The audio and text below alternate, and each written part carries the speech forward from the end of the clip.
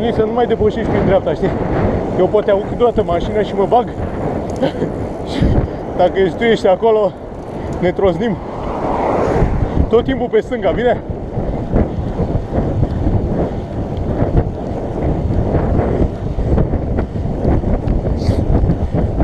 Ca să nu... Te bagi prin dreapta? Păi da? Păi da, pe stânga tot timpul. Da. E, dar nu-i tai ca, nu ești, nu e cu poziția lui. Ăla te vede ce faci. Pe când dacă tu vii din spate pe dreapta, eu nu prea văd nimic ce se întâmplă. Știi? Acolo știe ce ai făcut vara trecută.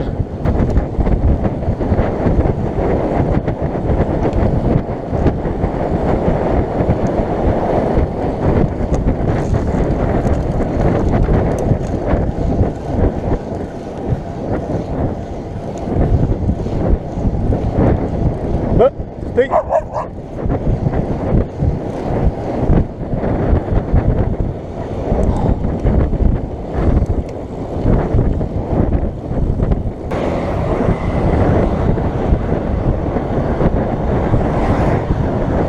Ce depășire, ce putere!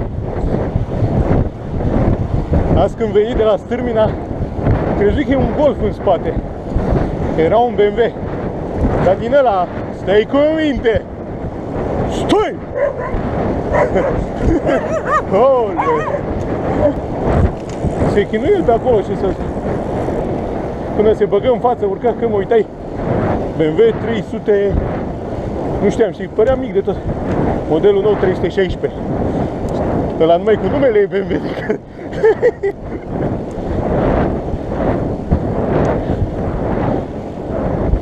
Îl chinui după aia. Bine, și ăla cred că dă de 2 litri are motorul, nu? Sau chiar e de 1600?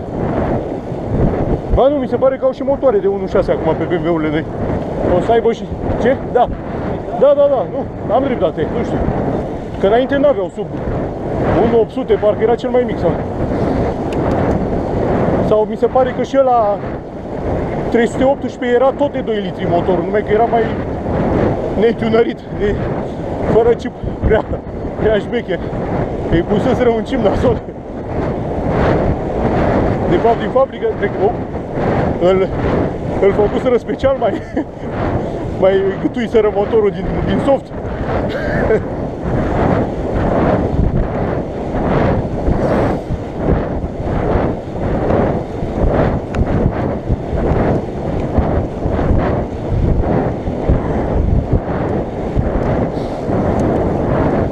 Mulțumesc.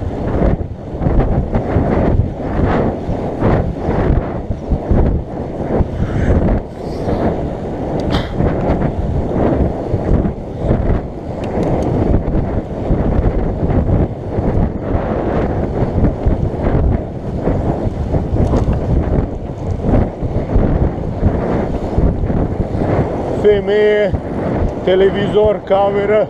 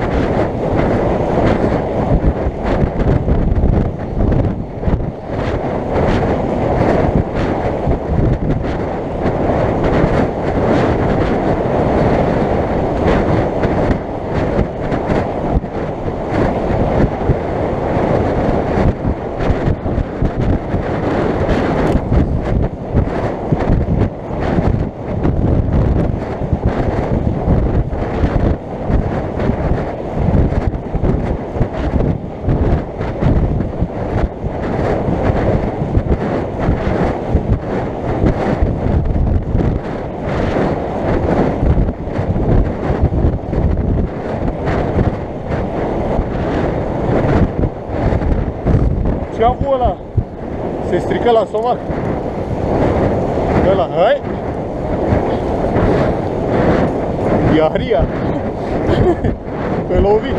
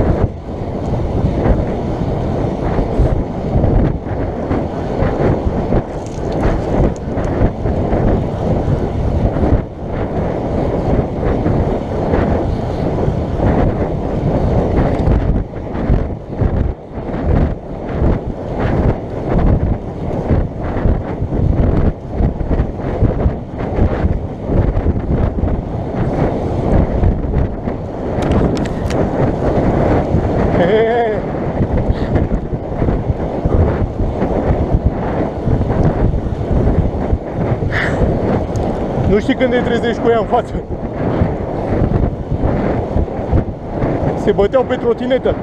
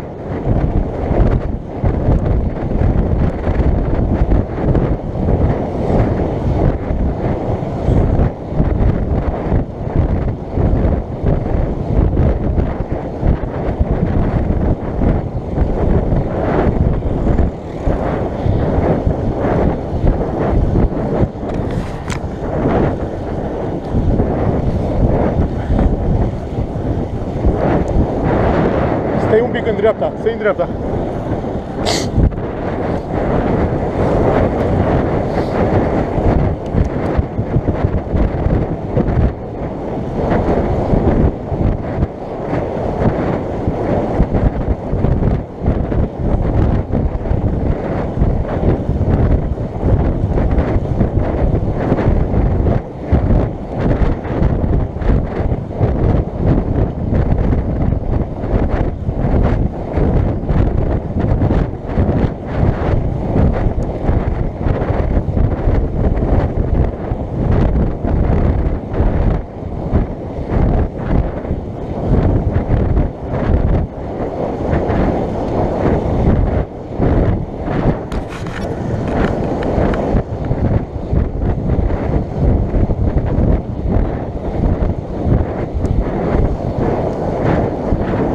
Noi dacă ne luăm, mă auzi? Dacă ne luăm echipamentul ăla de supereroi, mai pui 2-3 km la medie. Știi, din ăsta să nu fluture. Vorbesc serios, cam așa e diferența la medie. Eu nu-l mai suport, știi, merg mai relaxat, așa mai... Cum zicea Titel, echipamentul de gay. Nu-l mai... Păi, merge așa mai casual. Parcă e mai bine. Dar 2-3 km e diferența la aceeași efort. Clar, contează cel mai mult la viteză vântul. Bine, pe de altă parte zici că te poți antrena așa, știi, că ai rezistență. Tragi ca... Am văzut că și vindeau unii pentru șosea un fel de parașute mici, de te legai în spate și mergeai cu aia la viteză. Dar nu s-o fi gândit să-și ia niște din ăștia, niște shorturi normale. Păi aia zic, știi? Una de aia, exact. Te chinui cu 25 la oră. Nu, cam pe la, de la 30, 32, 34, pe acolo începe să se simtă urât aerodinamica, cât e de bună sau de proastă.